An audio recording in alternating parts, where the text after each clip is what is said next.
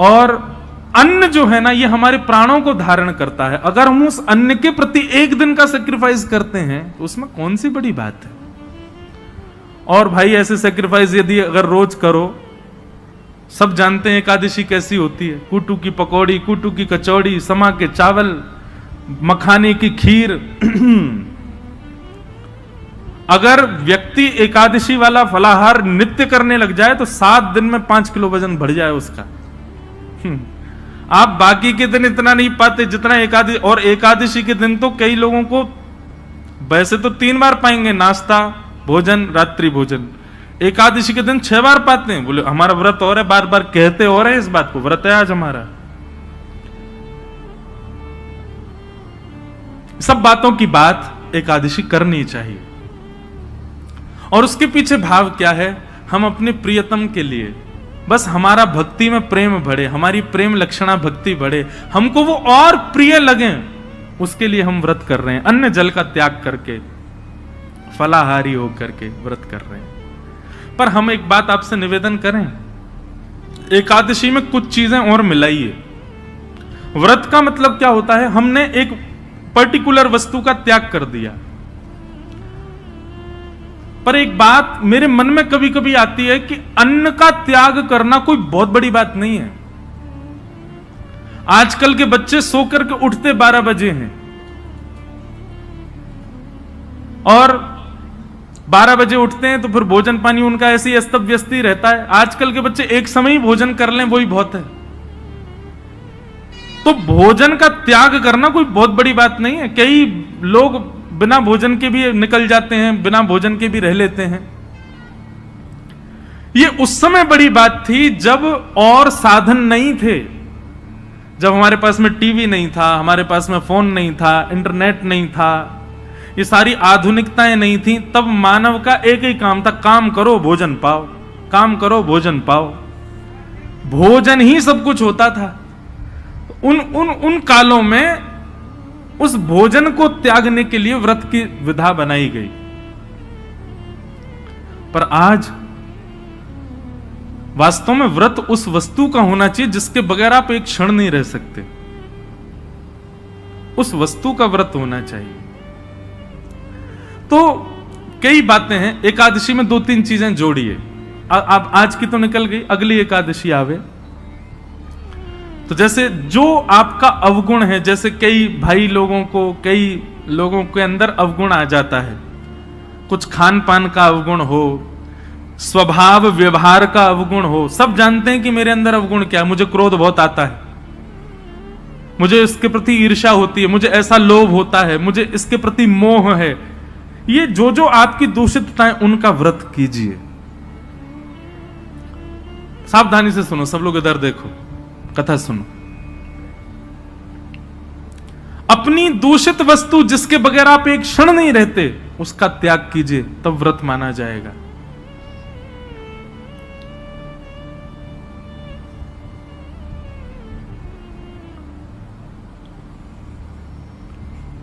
निकालिए, लिस्ट बनाइए, ऐसे कौन कौन सी वस्तुएं हैं जिनके बगैर आप एक क्षण नहीं रह पाते। संसारी वस्तु, उसका व्रत कीजिए, एक दिन व्रत कीजिए। अगली एकादशी पर नियम बनाओ। सबसे ज्यादा तो फोन ही है भैया, उसके बिना ही नहीं रह पाते हम। अगली एकादशी प्रयास करके देखो। हम अपने ऊपर इसलिए लागू नहीं कर सकते, हम तो सफर में रहते हैं, इधर उधर आना जाना लगा रहता है, तो कुछ ना कुछ काम रहते हैं, तो इसलिए हम वो तो नहीं करते। फिर एकादशियों पर इंद्रियों की एकादशी करो, जैसे नेत्रों की एकादशी। नेत्रों की एकादशी मतलब आज नेत्रों से केवल और केवल ठाकुर जी और ठाकुर जी के भक्तों का दर्शन करेंगे। ठाकुर जी का दर्शन और ठाकुर जी के भक्तों का दर्शन। तो एकादशी के दिन बस लगे हैं, अब नहीं जा सकते वृंदावन तो फोन पे ही दर्शन करो। राधा वल्लभ जी, राधा रमण जी, श्री वृंदावन बिहारी लाल जी, गोविंद देव जी, गोपीनाथ जी, द्वारिकाधीश जी, बद्रीनाथ जी, सुबह से लगे दर्शन करने में। और वैष्णवों का दर्शन करो, चुन करके निकाल के अपनी बाइक गाड़ी जाओ, संतों के यहां जाओ, वैष्णवों के यहां जाओ, जाकर के उनको प्रणाम करो। एकादशी ऐसे व्यतीत करो। नेत्रों की एकादशी, कानों की एकादशी। क्या आज इन कानों से केवल भगवत चर्चा सुनेंगे, सूर्योदय से लेकर के सूर्यास्त तक और कुछ करना ही नहीं है, कीर्तन और भजन, केवल भगवत चर्चा ही श्रवण करनी है।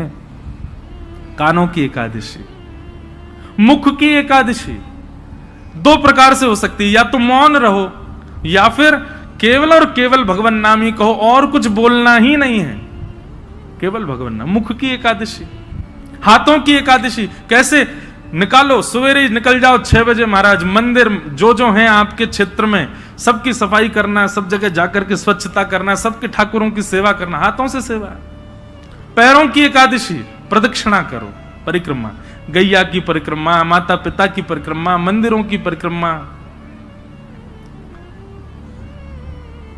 ऐसे भैया अपने तन से एकादशी करो, केवल अन्न छोड़ने मात्र से काम। ये आगे की विधा है, पहले अन्न से ही शुरू कर लो, पर शुरू करो।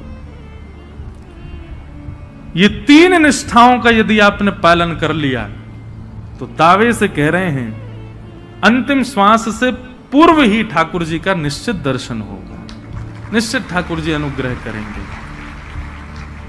और भाई प्रयत्न तो करने पड़ेंगे, बिना प्रयत्न के ठाकुर जी तो नहीं मिल रहे। हम इतने बड़े भक्त तो है नहीं कि ठाकुर जी बेचारे हो कहे कछु ना करे आज में ले आओ याते, कछु तो करो, ऐसे तो कछु जीवन में लाओ जैसे लाल जी आप सो प्रसन्न हो, आवे आपके समीप। और एक बात मैं आपसे कहूं, पाव भाजी खा लो बाहर किसी ढकेल पर, 20 रुपए का मिल जाएगा, वही पाव भाजी 5 स्टार होटल में खाओ 500 रुपए का। क्यों? प्रस्तुतिकरण में भेद है। ऑफरिंग, वो ऑफर करने का नतीजा है कि वहां महंगा है यहां सस्ता है। ठीक वैसी भक्ति भी है। एक लोटा जल लिए, उसी में तुलसी डाल दी, उसी में चावल डाल दी, उसी में रोली डाल दी, उसी में चीनी डाल दी, उसी में सब डाल दी, जा गए शंकर जी पर चढ़ा के और नियम करके त्रिपुंड लगा के बेलपत्र चढ़ा के सिर पे लेके आ गए। एक तो ये ऑफरिंग है और एक दूसरी ऑफरिंग है, सारी सामग्री बढ़िया सुंदर सजा करके लेकर के गए, एक एक करके एक एक सामग्री शंकर जी पर चढ़ा रहे हैं, सुंदर कोमल हाथों से शंकर जी के सुंदर अभिषेक कर रहे हैं, और उसके बाद में सुंदर इत्र लगा करके त्रिपुंड लगा करके प्रणाम करके खूब देर रज रज के भाव से करके आ रहे हैं। दोनों में अंतर है कि नहीं? भक्ति में प्रस्तुतिकरण देखिए आप कैसे प्रस्तुत कर रहे हो।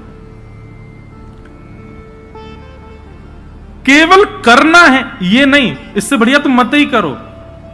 केवल एकादशी करनी है हमको, अन्न नहीं खाना, लेकिन पूरे नाक में दम कर दिया घर के में, जे बनाओ, भूख लगी है केला लाओ, ये बनाओ ये करो। ऐसी क्या फायदा? एकादशी एकादशी जैसी दिखनी चाहिए, उसका प्रस्तुतिकरण ऐसा रखो। ये जो भाव हम आपको बता रहे हैं, हम तो 10% बताएंगे, बाकी आपको विचार करने पड़ेंगे। अब अगली एकादशी होगी, उसमें क्या करना चाहिए जिससे ठाकुर जी प्रसन्न हो। क्योंकि एकादशी के दिन ठाकुर जी दोनों नेत्र खोल करके सब पर दृष्टि डाल करके सबकी क्रियाएं चेक करते हैं। एक प्रकार से यह समझ लीजिए एकादशी अवसर है, 15 दिन में जो आपने किया उससे निवृत्त होने का अवसर है। इसका मतलब यह नहीं कि 14 दिन सब आपने किए, बोले एकादशी आई रही है सब बढ़िया कर लेंगे उस दिन। अवसर है, अवसर मिला, अब अगले दिन से प्रयास करें कि अब दूषित नहीं करना है। बहुत सारे भाव हैं, मैं तो बोलते ही चला जाऊंगा। हमारे गुरुदेव एक बात कहते हैं कि भाव थोड़े कह करके और फिर आगे बढ़ो। मैंने कहा क्यों गुरुजी, पूरा प्रस्तुतिकरण ही कर? बोले नहीं, कुछ गृह कार्य रहने दो ना, उनको भी सोचने दो, श्रोताओं को भी। तो अब आगे की चीज आप विचार करो। ये 3 निष्ठाएं हैं, इन तीनों निष्ठाओं में एक चीज का ध्यान रखना है, प्रस्तुतिकरण। नाम जप कितना कर रहे हैं ये जरूरी नहीं है, पर जितना कर रहे हैं कैसे कर रहे हैं ये आवश्यक है। तुलसी निष्ठा केवल गले में पहन करके डोल रहे हैं ये नहीं, तुलसी जी को धारण करके आप कितना मान सम्मान का ध्यान रख रहे हैं, कितने आचार विचार की शुद्धता कर रहे हैं ये आवश्यक है। एकादशी कर रहे हैं, पर एकादशी के दिन आपका व्यवहार, आपका स्वभाव, आपकी क्रियाएं कैसी हैं उसका ध्यान रखें। तो आज एकादशी है और आज हमारे वृंदावन के मुकुटमणि ठाकुर जी श्री राधा वल्लभ लाल जी को जिन्होंने प्रकट किया, ऐसे श्री हेतरवंश महाप्रभु, उनका प्रादुर्भाव हुआ, उनका प्राकट्य आज के दिन हुआ। बंधुओं, श्री महाप्रभु जी जो हैं ये वंशी के अवतार हैं। ठाकुर जी की वंशी। वृंदावन में 3 हरित्रयी हैं, 3 हरि हुए। कौन कौन? पहले हरिवंश महाप्रभु, दूसरे स्वामी श्री हरिदास जी और तीसरे हरिराम व्यास जी। ये हरित्रयी बोली जाती। और इन हरित्रयों के रूप क्या हैं? ललिता, विशाखा और वंशी। इन तीनों का अवतार ये तीनों हैं। आप सबको पता है, और नहीं पता है तो सुन लीजिए। अभी मेरी नासिक में कथा थी तो इतना मुझे सुख मिला। प्रथम दिन और अंतिम दिन 2 दिन में त्र्यंबकेश्वर दर्शन करने गया, क्योंकि मेरा नियम था कि 1 महीने तक मैं उस परिसर से बाहर नहीं जा सकता जहां कथा थी। तो वहां से महादेव का स्थान लगभग 30 किलोमीटर था। प्रथम दिन गया अनुष्ठान से पूर्व, तो जैसे ही मैं पहुंचा कितना सुख मिला देखो। वहां के सारे पुजारी जो अपने त्र्यंबकेश्वर भगवान के सेवाधिकारी, मैं जैसे ही पहुंचा तो मुझको लेकर के गए, बोले आप चलो गर्भगृह में अंदर प्रणाम करने। मैंने कहा नहीं भैया देखो, मैं खुद वीवीआईपीओ के कथाओं में जाकर के जो है उनकी बुराई निंदा कर देता हूं, खुद बन के जाऊं तो बड़ा विचित्र लगता है। बोले नहीं नहीं आपको चलना पड़ेगा। मैंने कहा देखो खुद प्रयास करके जाना, उसमें हो सकता है कि गड़बड़ी हो, लेकिन कोई खींच के ले जा रहा हो तो फिर मना नहीं है। आप स्वयं प्रयास करके मत जाओ, लेकिन आपको पुजारी जी स्वयं ही खींच ले जाएं तो फिर दिक्कत नहीं है। कई लोग सोच रहे होंगे बोले ठीक है तो फिर हम पुजारी जियों से ही अपने संबंध बना लेंगे, बढ़िया। उनसे कह देंगे देखो हम प्रयास नहीं करेंगे, तुम खींच लेना हमको। तो ले गए अंदर जाकर के महादेव के सामने कुछ स्तुति आदि की, उसके बाद पुष्प अर्पित किया और मेरा रोम रोम पुलकित हो गया। जैसे ही मैंने प्रणाम किया सारे पुजारी एक स्वर में बोले बोलो श्री राधा वल्लभ लाल की। ये सुनते ही मेरा रोम रोम पुलकित। मैंने कहा आप लोगों ने? बोले नहीं, आपने कहा है ना कथा में कि श्री राधा वल्लभ जी जो हैं ये महादेव के ठाकुर जी, ये हमारे श्री महाकाल भगवान के निज ठाकुर जी हैं। जैसे हमारे निज के गोपाल जी, मेरे निज के श्री गिरधर लाल जी, ऐसे ही श्वेत द्वीप में उमा पार्वती और महादेव दोनों मिलकर के अपने निज ठाकुर जी की सेवा करते हैं। वही है श्री राधा वल्लभ लाल जी जो वृंदावन में विराज रहे हैं। ये महादेव के ठाकुर जी। आत्मदेव नाम के ब्राह्मण ने तपस्या करके महादेव को प्रसन्न किया। महादेव ने प्रसन्न होकर के कहा वरदान मांगो, क्या चाहिए ब्राह्मण देवता? तो आत्मदेव ब्राह्मण जो थे वो थोड़े से उनके अंदर ये था कि मैं ऐसा कोई रत्न मांग लूं जिससे मेरे जीवन में कोई अभाव ना रहे, मुझे धन की प्राप्ति होने लग जाए उससे। और आत्मदेव ब्राह्मण ने महादेव से कहा, बोले आपके पास जो सबसे बहुमूल्य रत्न हो वो मुझे दे दीजिए।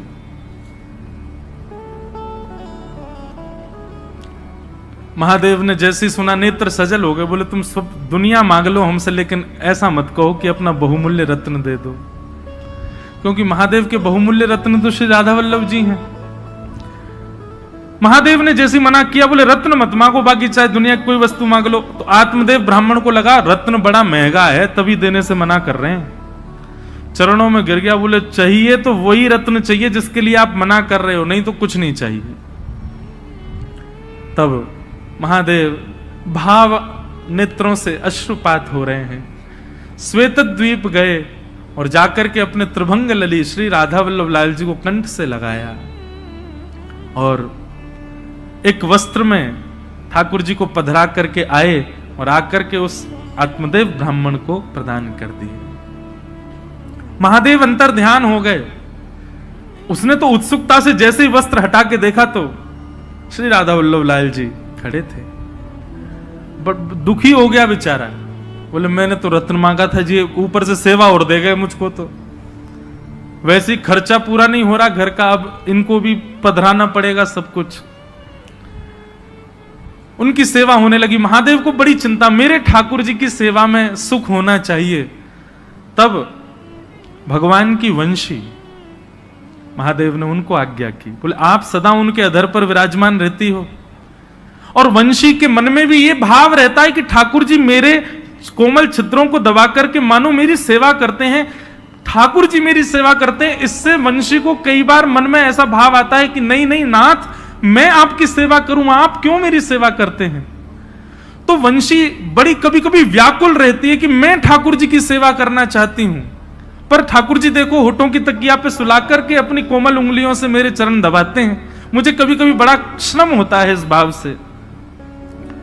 तो वंशी जी की इस चिंता को आज महादेव ने पूर्ण किया। बोले कि आप चिंता मत करो, आप चाहती हैं ना कि आप ठाकुर जी की सेवा करें, जाइए आप ही आचार्य चरण श्री हित हरिवंश महाप्रभु के रूप में पृथ्वी पर अवतरित होइए और जाकर के आत्मदेव ब्राह्मण के यहां से ठाकुर जी को ले जाकर के वृंदावन में विराजमान कर। तब भगवान की वंशी ही श्री हरिवंश महाप्रभु के रूप में पधारे और आकर के उन्होंने ठाकुर जी की सेवा। महाप्रभु जी का चरित्र बहुत सुंदर है, संपूर्ण तो नहीं पर कुछ कुछ भाव में आज भक्तमाल जी में पढ़ रहा था। अच्छा, हमारी जीवन की सबसे पहली भक्तमाल कथा है इसी वर्ष 19 से 26 अगस्त हम भागवत कथा करते हैं। और अभी साल में एक राम कथा का भी नियम हो गया है, एक एक ज्योतिर्लिंग में। पिछली बार सोमनाथ में थी, इस बार रामेश्वरम में है 24 दिसंबर से राम कथा। लेकिन हमारे वृंदावन के संत जनों की आज्ञा हुई कि लाला एक बार अब भक्तमाल जी में भी प्रवेश करो। मैंने कहा महाराज जी मैं भक्तमाल जी तो कहता ही हूं कथा में। बोले नहीं, स्वच्छंद भक्तमाल जी की कथा करो। तो जन्माष्टमी के अवसर पर 19 अगस्त से 26 अगस्त तक जयपुर में, क्योंकि भक्तमाल जी वहीं लिखी गई हैं, जयपुर में ही गलता जी हैं जहां पर भक्तमाल जी की रचना श्री नाभा गोस्वामी जी ने की, तो वहीं पर प्रथम भक्तमाल का। तो आज मैं भक्तमाल जी पढ़ रहा था, इतना सुंदर भाव, बहुत ध्यान से सुनिएगा। नाभा जी के गुरु जी की आज्ञा हुई कि हे नाभा जी आप एक काम कीजिए। बोले क्या? आपकी भक्ति इतनी तीक्ष्ण है, आपकी भक्ति इतनी प्रबल हो चुकी है, अब आप एक काम करो, बड़े बड़े रसिक जनों ने तो ठाकुर जी का यश गाया, पर आप ठाकुर जी के भक्तों का यश गाओ। तो नाभा जी ने भक्तमाल जी का मन बनाया कि अब मैं भक्तों की माला बनाऊंगा, भक्तों के एक बात सदैव याद रखना, ठाकुर जी का यश गाना ज्यादा कठिन नहीं है, ठाकुर जी के भक्तों का यश गाना बहुत कठिन है। ठाकुर जी के भक्तों का यश कहना बड़ा कठिन काम है, उसको समझना। ठाकुर जी की कृपा आप समझ जाओगे, पर भक्तों की लीला आप नहीं समझ पाओगे। तो श्री नाभा जी ने मन में विचार किया कि यश गाऊं ठाकुर जी के भक्तों का, तो श्रोता किसको बनाऊं। तो श्री नाभा गोस्वामी जी ने मन में विचार किया कि भगवान का यश भक्त सुनते हैं, तो भक्तों का यश ठाकुर जी सुनेंगे। और 24 अवतारों का सबसे पहला स्मरण किया नाभा जी ने। 24 अवतार बैठाए अपने सामने, ठाकुर जी के 24 अवतारों का आवाहन करके और उनको ही श्रोता बना करके नाभा जी ने भक्तमाल जी कहनी प्रारंभ की। उसमें सारे भक्तों के चरित्र आए, सुग्रीव जी से लेकर के हनुमान जी महाराज तक, और महाराज गरुण जी से लेकर के और श्री रामानुजाचार्य जी तक, सारे भक्त चिंतन करते जाते, जो जो भक्त अपने। अच्छा, एक और बात है, भक्तमाल में किन किन भक्तों के चरित्र हैं, तो श्री नाभा जी कहते हैं ठाकुर जी तो सबको प्रिय हैं, पर भक्तमाल में उन भक्तों के चरित्र हैं जो ठाकुर जी को प्रिय हैं। क्योंकि भाई 24 अवतार सामने बैठे हैं, तो 24 अवतार उन्हीं को सुनना चाहेंगे जो उनके प्रिय हों। उन भक्तों के चरित्र आए, लेकिन सारे भक्त आ गए भक्तमाल जी में, हमारे वृंदावन के रसिक जन नहीं आए। क्योंकि नाभा जी तो स्मरण करते थे ना, जो भक्त का चिंतन आता उसी का छप्पे छंद लिख देते, सबका यश गाया, लेकिन वृंदावन के रसिक संत जन चित्त में नहीं आए। तो श्री नाभा जी चिंतित हो गए, बोले कि भैया सारे भक्तों का चिंतन चित्त में हो रहा है, लेकिन ब्रजमंडल के वृंदावन के वैष्णव भक्तों का, संतों का चिंतन मुझको क्यों नहीं हो रहा। तब उन्होंने अपने गुरुदेव से जाकर के अपना ये भाव प्रकट किया, बोले सारे भक्त मेरे चित्त में आ रहे हैं, पर वृंदावन के भक्तों का स्मरण नहीं हो रहा मुझको। कितनी सुंदर बात। उनके गुरुदेव ने आज्ञा करते हुए कहे, बोले भैया ये जितने भी भक्तों का चरित्र तुम गा रहे हो, ये कोई ना कोई भक्त इन 24 अवतारों को जिनको तुमने सामने बैठाया है, इन 24 अवतारों को कोई ना कोई भजता है। कोई हयग्रीव भगवान को भजता है, कोई नृसिंह भगवान को भजता है, कोई बराह भगवान को भजता है, कोई कृष्ण को भजता है, कोई राम जी को भजता है। पर वृंदावन के तो सब श्री किशोरी जी को भजते हैं, और जब तक किशोरी जी नहीं आएंगी तब तक ब्रज के रसिक नहीं आ सकते। जय हो। ये भाव जैसे पढ़ाना नेत्र सजल हो गए कि जब तक किशोरी जी का स्मरण नहीं करोगे नाभाजी, तब तक ब्रजमंडल के संत तुम्हारे चित्त में नहीं आ सकते, रसिक जन नहीं आ पाएंगे। तब श्री वृंदावनेश्वरी किशोरी जी हमारी श्री राधा रानी का स्मरण किया।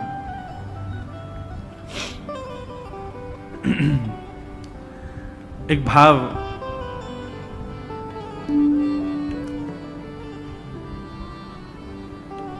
श्री किशोरी जी के लिए व्यासपीठ से प्रकट किया, आओ उसी को कह करके चले आगे। वृंदावन में जाओ तो भैया किशोरी जी से इच्छा, मैं एक बात कहा करता हूं कथाओं में कि आपका मन वृंदावन जाने का हो रहा है तो समझो ठाकुर जी आपको याद कर रहे हैं। आप भोपाल स्टेशन से ट्रेन में बैठ गए तो समझ जाना ठाकुर जी आपको याद कर रहे हैं। शताब्दी में जाओ, चाहे कौन सी भी ट्रेन में जाओ, यहां से निकल करके महाराज झांसी पहुंच गए तो समझ जाना ठाकुर जी याद, और जितना जितना वृंदावन के समीप पहुंचो समझना ठाकुर जी उतना ज्यादा याद कर रहे हैं। झांसी से फिर ग्वालियर पहुंच जाओ, मुरैना और सब पार करते हुए आगरा पहुंच जाओ, समझ जाना ठाकुर जी याद कर रहे हैं। लेकिन जैसे ही मथुरा पहुंचो और मथुरा में जाकर के रिक्शा में बैठ करके जैसे ही वृंदावन जाने लग जाओ तो भी समझना ठाकुर जी याद कर रहे हैं। लेकिन वृंदावन की सीमा में प्रवेश करते ही अपने मन को सांत्वना देते कहना ठाकुर जी नहीं, श्री जी याद कर रही थी। क्योंकि भैया हमारे ठाकुर जी याद करेंगे ना तो हो सकता है ग्वालियर में ही इंजन खराब हो जाए। ठाकुर जी याद करेंगे तो हो सकता है मथुरा से दूसरी ट्रेन से वापस भोपाल आना पड़ जाए। ठाकुर जी याद करेंगे तो हो सकता है रिक्शा रास्ता में ही पंचर रह जाए। पर निर्विघ्न रूप से वृंदावन पहुंच गए तो यही समझियो श्री जी ने याद किया है तभी हम पहुंच पाए हैं, नहीं तो ये श्री जी के कृपा के बगैर संभव नहीं। तो एक भाव मैंने हमारे लाल जी ने प्रकट करवाया कि वृंदावन में क्या क्या भावना होनी चाहिए चित्त में। सब लोग मेरे साथ गाओ, श्री जी को स्मरण करो तभी आचार्य चरण आएंगे। आज तीसरा दिन है कथा का, अब श्री जी आएंगी तो ब्रज के भाव अपने आप आएंगे। राधिका रानी जी, वृषभानु दुलारी जी, राधिका रानी जी, वृषभानु दुलारी जी, राधिका रानी। जो एक बात सुन लो, जो ताली बजा के नहीं गाएगा उसको अपने बगल वाले की सौगंध है, और जो ताली बजा के नहीं गाएगा उसको ये लगे बगल वाला मेरा शत्रु, मैं तो बिल्कुल नहीं बजाऊं, अगले जन्म में तुम्हारा ब्याह नहीं होगा।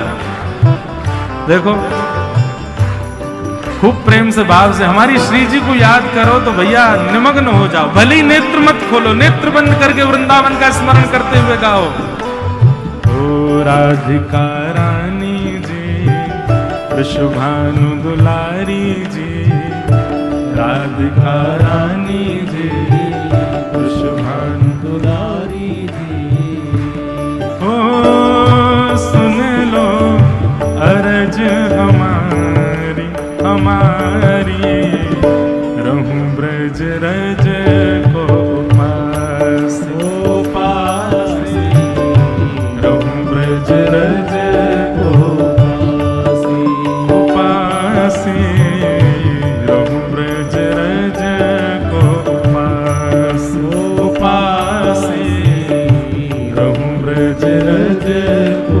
भाव से राधिका रानी जी, वृषभानु दुलारी जी, राधिका रानी जी, वृषभानु दुलारी जी। ओ सुन लो अरज हमारी हमारी,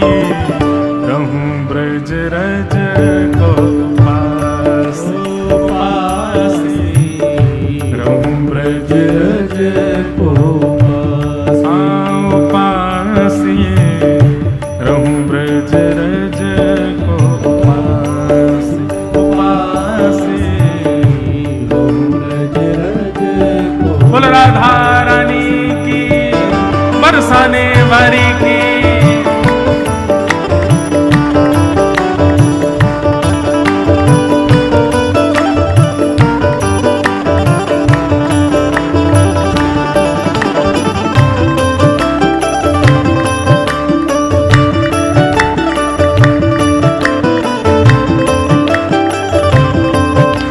बोल वृषभानु दुलारी की, बोल वृषभानु के जमाई की।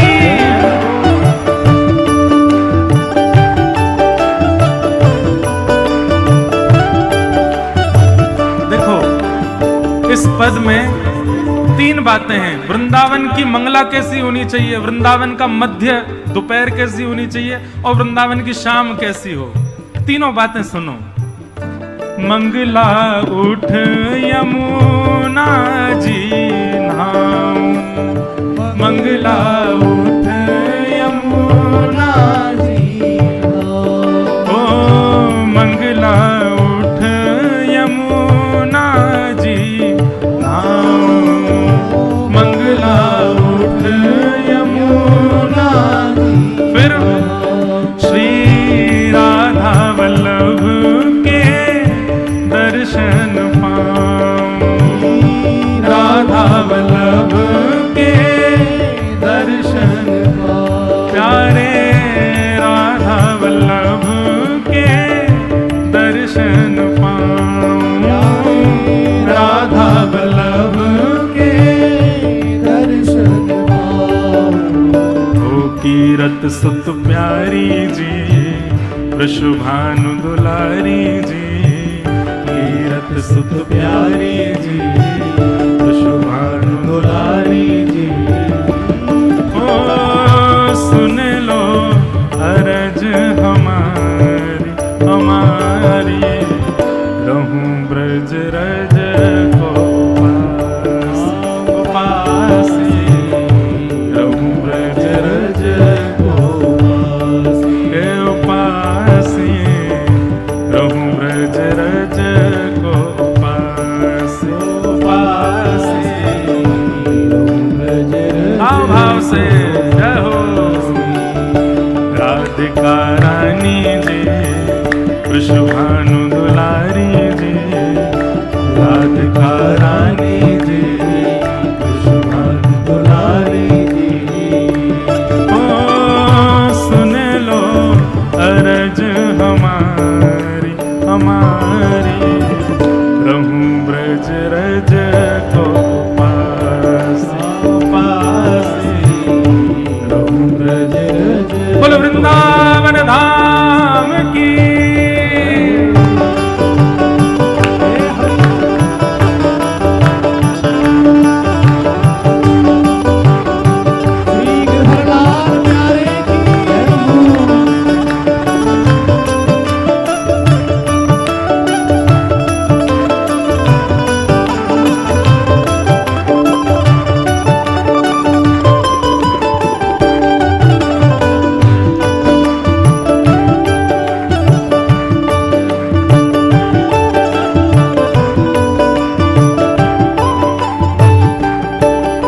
अब मंगला में क्या करना, यमुना जी नहाओ, राधा वल्लभ जी के दर्शन करो।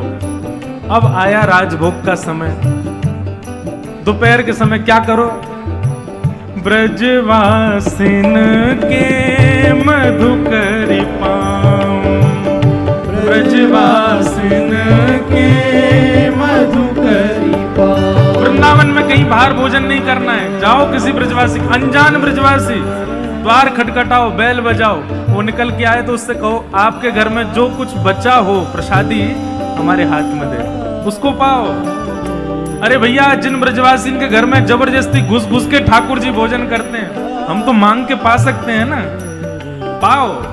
ब्रजवासिन के मधुकरी पाओ, ब्रजवासिन के मधुकरी पाओ, ब्रजवासिन के मधुकरी पाओ।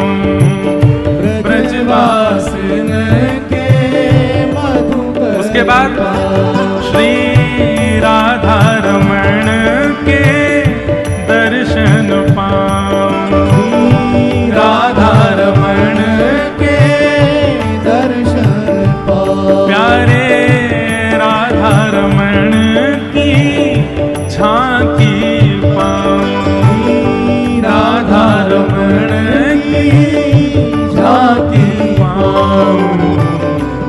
महलन वारी जी अति सुकुमारी जी, महलन वारी जी अति सुकुमारी जी, ऊंचे महलन वारी जी अति सुकुमारी जी, महलन वारी जी अति सुकुमारी जी।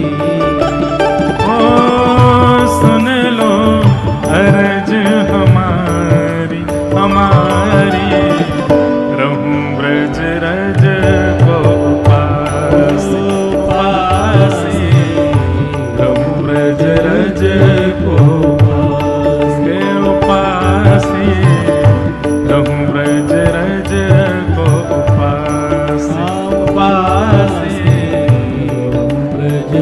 अब मंगला में यमुना जी स्नान, राधा वल्लभ जी दर्शन, फिर ब्रजवासियों की मधुकरी और श्री राधा रमण जी का दर्शन। अब तीसरा काम वृंदावन में क्या करना है?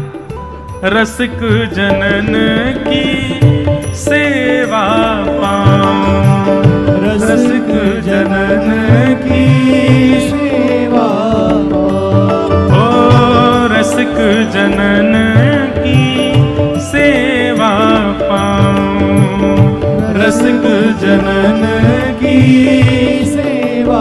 फिर प्यारे बांके बिहारी संग नेह लगाऊं, बांके बिहारी संग नेह लगाऊं, प्यारे कुंज बिहारी संग नेह लगाऊं, प्यारे कुंज बिहारी संग नेह लगाऊं। कृष्ण मनोहारिणी जी अति सुकुमारी जी, कृष्ण मनोहारिणी जी अति सुकुमारी जी।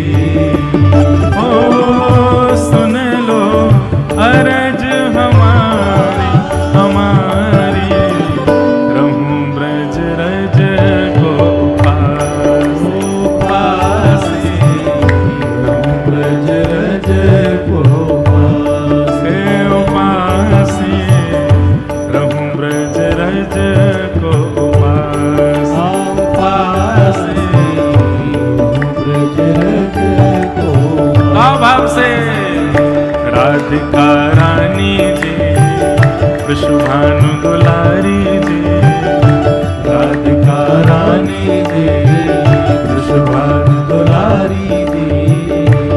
ओ सुन लो अरज हमारी हमारी, रहूं ब्रज रज को पास पासी, ब्रज रज को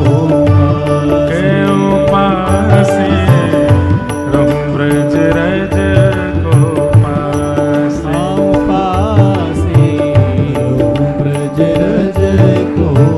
अब मेरी भावना ऐसी कि मंगला हो गई राधा वल्लभ जी के दर्शन से, फिर ब्रजवासी इनकी मधुकरी पालई राधा रमण जी के दर्शन करके, और फिर साय संत जनन की सेवा करके बिहारी जी सो नेह लगा लियो। अब अंतिम इच्छा हमारे गिरधर लाल जी की छाप से कीर्तन लिखा गया है। अंतिम इच्छा क्या है? ये मधुकरी पाकर के, संतन की सेवा करके, यमुना जी में स्नान करके, तीनों ठाकुरन के दर्शन पाके चाहते क्या हो? तो ये अंतिम भाव, गोवर्धन पर्वत पे राजो, गोवर्धन पर्वत पे राजो, गोवर्धन पर्वत पे राजो। हे श्यामा जी, हमारी इच्छा ऐसी है इन तीनों के ये काम करते हुए हम गिरिराज जी जावें और जब गोवर्धन की परिक्रमा करें तो श्री गिरी कंदरा में आपके हमको दर्शन है जाएं।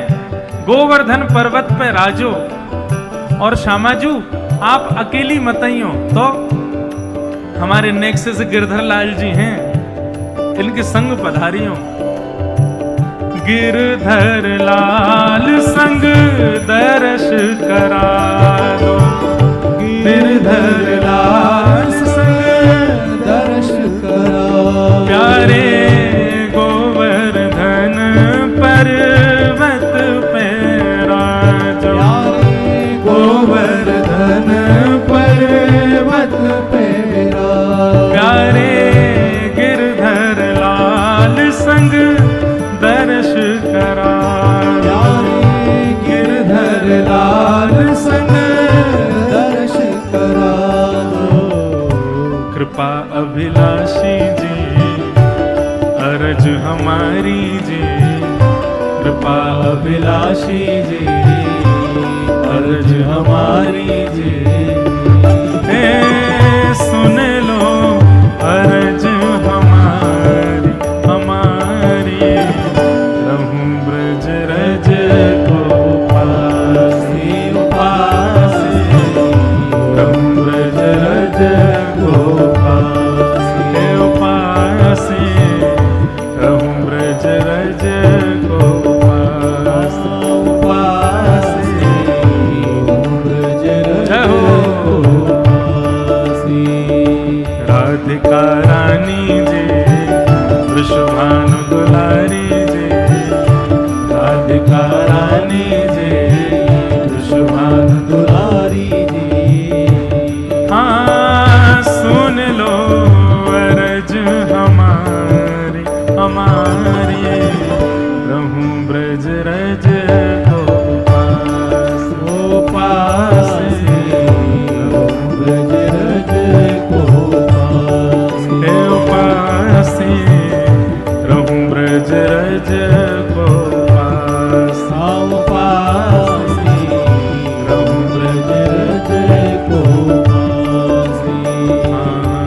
मन भूल मत जइयो राधा रानी के चरण, मन भूल मत जइयो राधा रानी के चरण, ओ राधा रानी के चरण, श्यामा प्यारी के चरण, राधा रानी के चरण, श्यामा प्यारी के चरण, राधा रानी के चरण, वृषभानु दुलारी के चरण, राधा रानी के चरण, का भाव से के चरण, मेरे मन भूल मत जइयो राधा रानी के चरण, मन भूल मत जइयो राधा रानी के चरण। ओ वृषभानु की किशोरी सुन गैया हूते भोरी, वृषभानु की किशोरी सुन गैया